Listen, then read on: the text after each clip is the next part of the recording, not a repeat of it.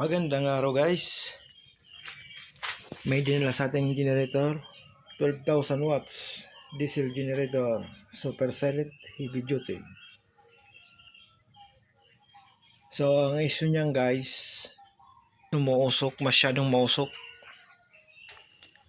Para makita natin, start natin guys.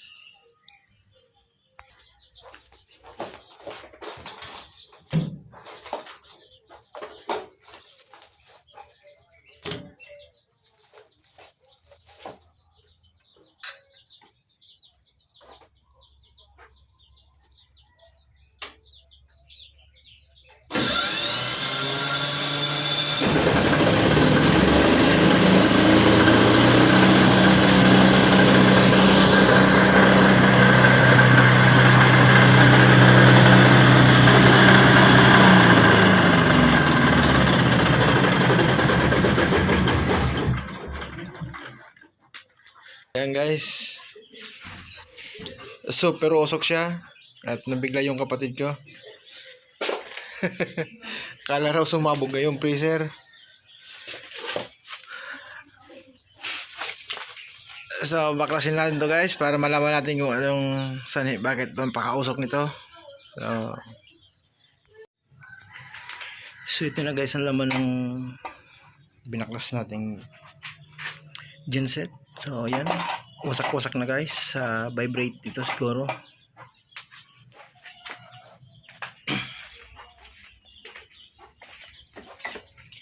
So ito guys ang kanyang dinamo. Yan. Ito ang kanyang EBR, charger, baterya, starter at engine. So dito tayo babaklasin pa natin to kasi ito may problema. So baklasin natin ulit guys. Tara guys, nakalas na natin. So bale palit tayo ng bearing. Yan. Kung gaano siya masyado guys. Then, marami tayong kailangan reparin. Kahit ang stand niya basag din. Yan o. Magwe-welding ba tayo nito? At nagkalat guys ang kanyang mga parts. Ito basag din.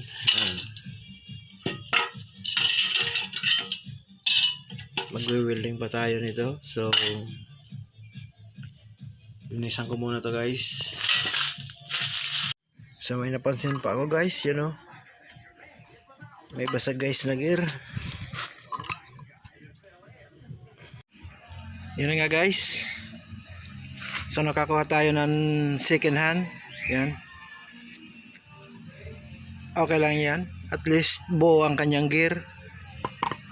Kaysa dito. Yan. May basag na siyang gear guys. Ito. Yan o.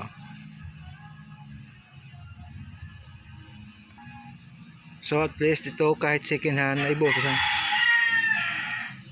At makakaikot siya ng maayos. So bali ito na lang guys ang papalitan natin. Yan.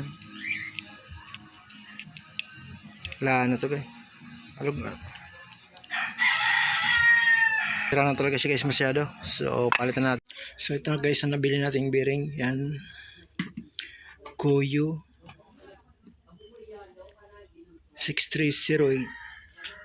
So simbolin natin to guys para malaman natin kung uusok pa ba to.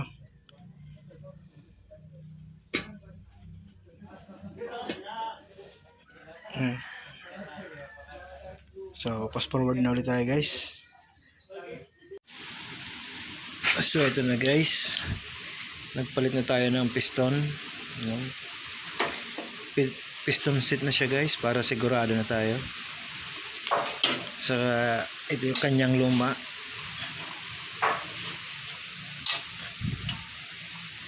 At ito ang kanyang gear na nabasag. So pinalitin na rin natin to. So bubuuhin natin to guys.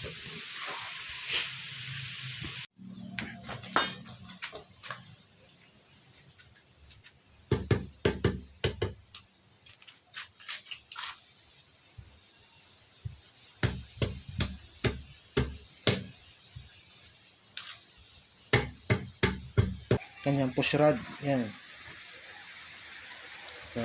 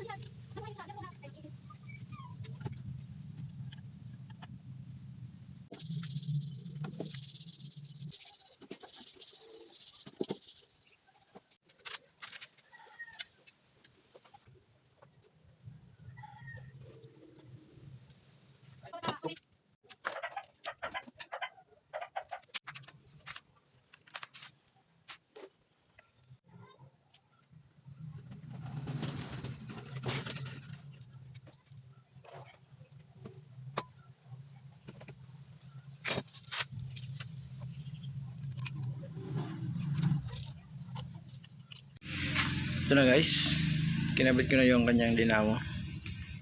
Bubuuhin na natin to.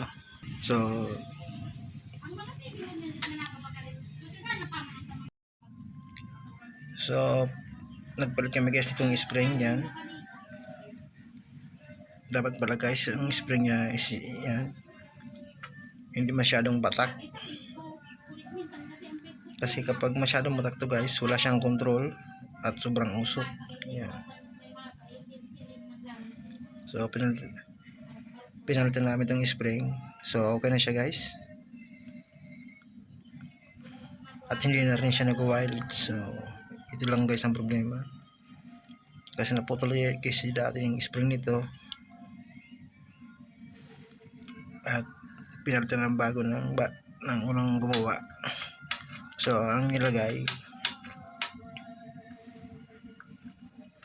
niya guys na spring is yung batak na batak siya. At hindi siya naglalaro ng ganito. Yan. So buhayin ko na ito guys.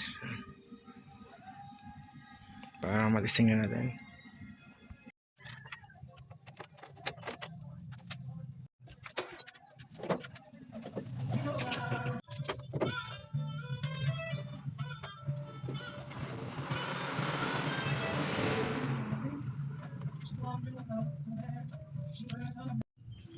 So ayan na siya guys.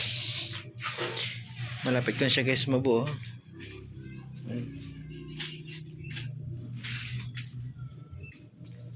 So bali naka zero muna to guys. Yan.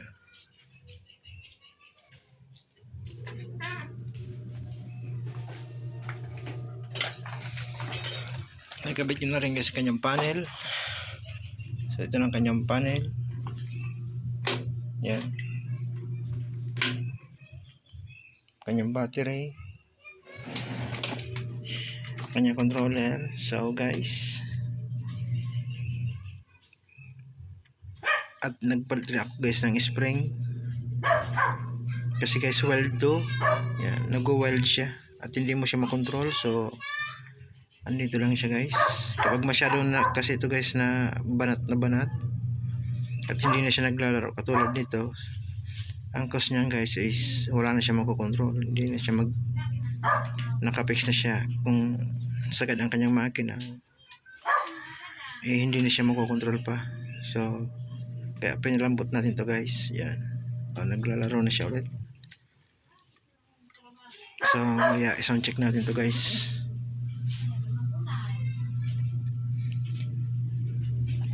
Ito lang guys ang control niyan kapag nag-wild ang ganitong genset, lalo na't naputol to at napalitan ng bago.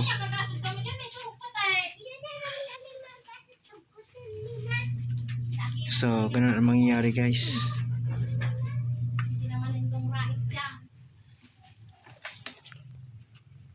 So yan guys, sound check na natin to. Tingnan natin kung mausok pa ba. So start natin.